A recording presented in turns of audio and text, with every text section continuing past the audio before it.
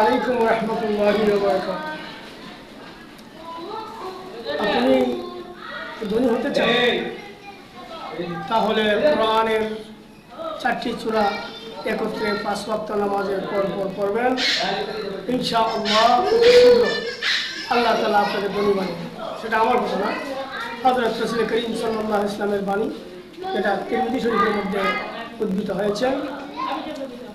1 নম্বর সূরা জিলজাল, ইযা যুলজিলাতিল আরদু জিলজালাহা, এই সূরা পড়বেন।